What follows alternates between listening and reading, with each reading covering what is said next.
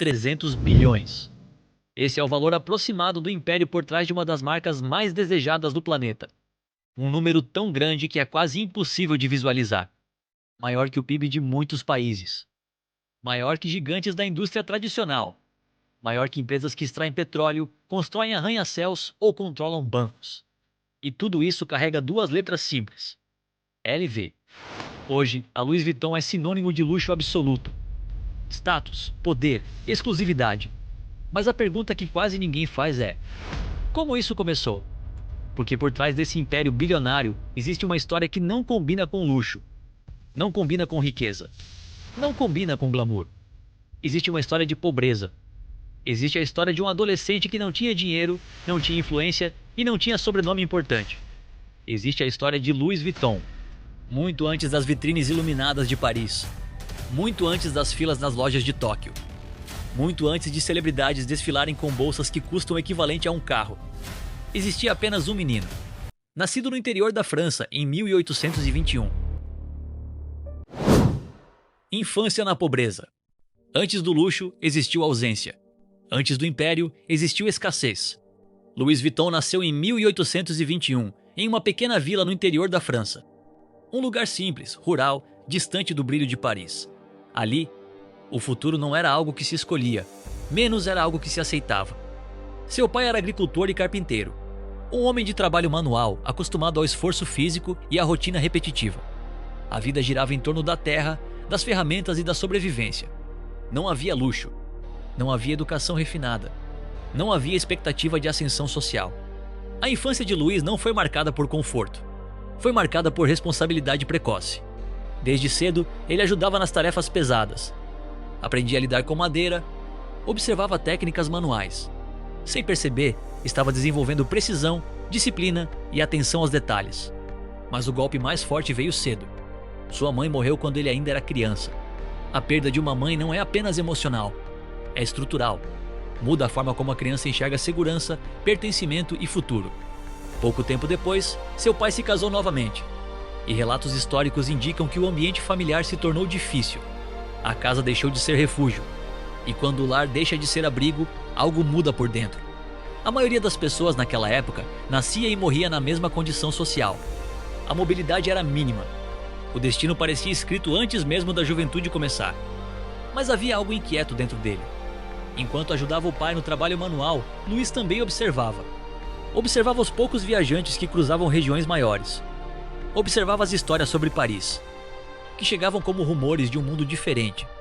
Paris representava movimento, representava oportunidade, representava possibilidade. E para alguém que cresceu cercado por limites, possibilidade é algo quase magnético.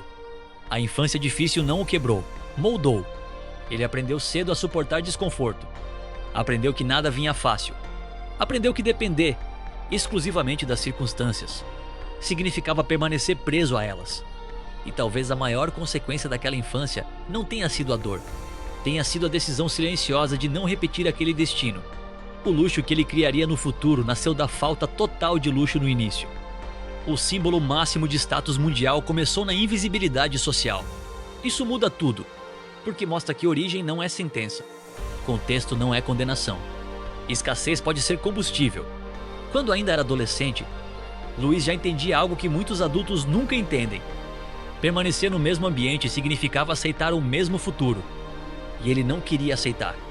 A infância não foi o fim da história. Foi o ponto de pressão que daria início à maior decisão da sua vida. A jornada que mudou tudo. Ele era apenas um adolescente. Sem dinheiro, sem contatos, sem garantias. Mas com uma certeza silenciosa. Ficar significava aceitar uma vida que ele não queria. Por volta dos 13 anos, Louis Vuitton tomou uma decisão impensável para a época.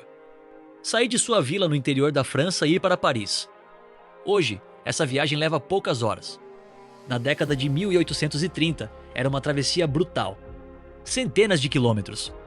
A pé. Estradas de terra, clima imprevisível, ausência total de estrutura. Não havia transporte acessível. Não havia dinheiro guardado para hospedagens. Não havia ninguém esperando por ele na capital. Havia apenas necessidade. Ele não saiu em busca de luxo. Não saiu pensando em riqueza. Saiu porque permanecer era sufocante demais. Quando o ambiente limita sua visão, partir deixa de ser ambição, vira sobrevivência. A jornada não foi rápida. Levou quase 2 anos. 2 anos caminhando, trabalhando temporariamente em pequenas tarefas pelo caminho para conseguir comida e abrigo. Ajudava em fazendas, carregava materiais, prestava serviços manuais. Recebia o suficiente para continuar. Cada quilômetro percorrido era um teste físico. Cada noite incerta era um teste mental.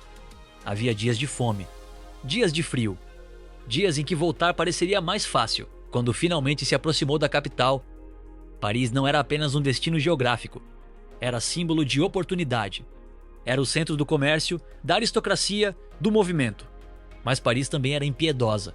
O aprendiz que observava. Paris era movimento constante. Carruagens cruzando ruas estreitas, aristocratas apressados, comerciantes negociando cada centímetro de vantagem. Para um jovem vindo do interior, a cidade podia esmagar ou transformar. Quando Louis Vuitton conseguiu trabalho como aprendiz em um ateliê de baús, ele não entrou como promessa. Entrou como mão de obra. Cortava madeira, ajustava ferragens, carregava peças pesadas. O trabalho era repetitivo, físico, silencioso. Mas enquanto suas mãos aprendiam técnica, sua mente aprendia estratégia. Os baús daquela época tinham um problema. Eram arredondados no topo. Difíceis de empilhar, vulneráveis à chuva e ao desgaste das longas viagens. E viajar estava se tornando cada vez mais comum entre a elite europeia. A Revolução Industrial começava a acelerar deslocamentos. Trens conectavam cidades. O fluxo aumentava. E com o fluxo, surgiam novas necessidades. Louis não via apenas objetos sendo fabricados.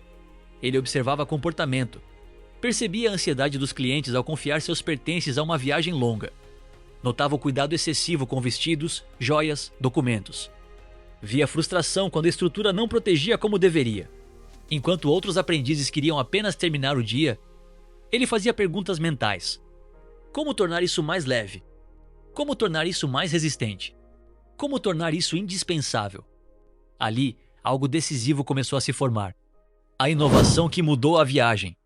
Com o passar dos anos, Louis Vuitton deixou de ser apenas um aprendiz habilidoso. Ele já dominava a técnica. Mas técnica sozinha não cria impérios.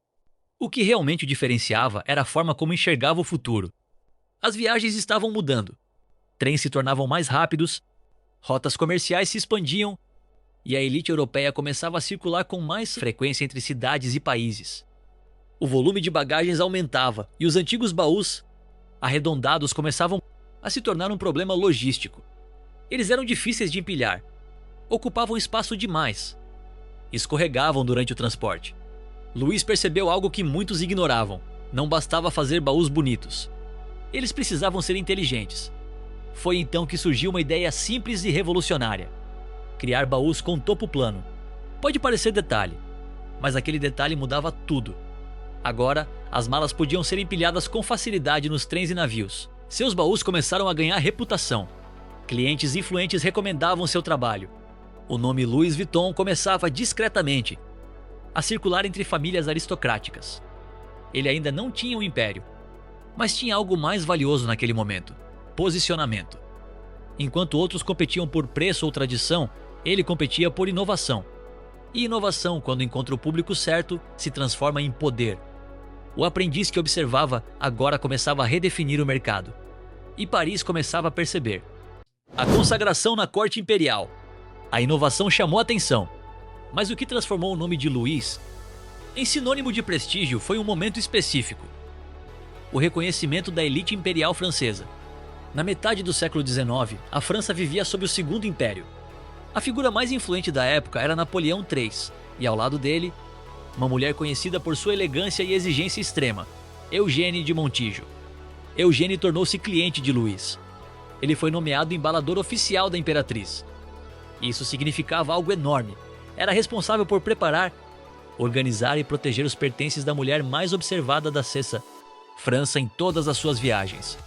Não era apenas um trabalho técnico. Era um selo de confiança pública. Sua clientela passou a incluir nobres, empresários influentes e membros da alta sociedade. Mas o mais interessante é que ele não mudou sua essência. Continuou focado em qualidade, inovação e funcionalidade.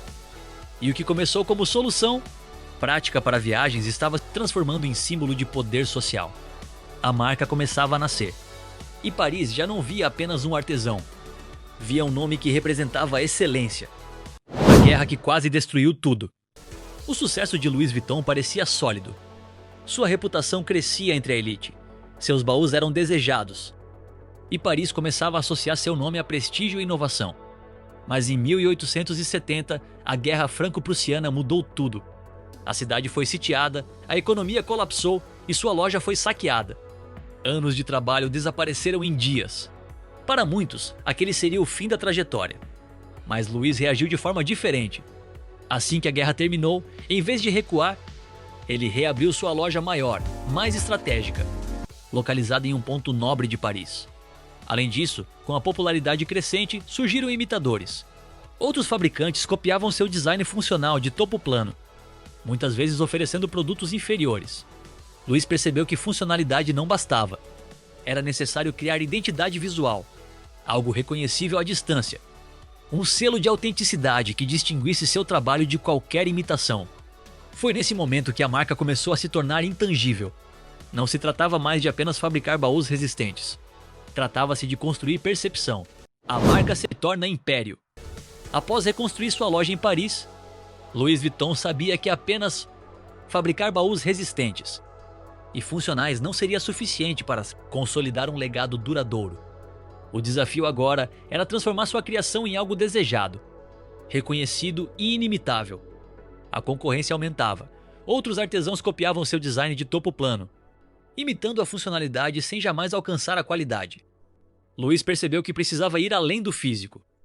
Precisava criar identidade, exclusividade e prestígio. Foi nesse momento que nasceu o conceito do monograma LV. Monograma LV não era apenas um símbolo estético. Era proteção contra a falsificação, prova de autenticidade e um emblema de status que qualquer pessoa podia reconhecer à distância. Legado, império e lições. Após a consolidação da marca, Louis Vuitton não apenas estabeleceu produtos de luxo. Quando Louis faleceu, sua obra não terminou. Seus sucessores entenderam algo que ele já havia internalizado. Luxo não se mede apenas por preço ou qualidade, mas pela percepção construída ao longo do tempo.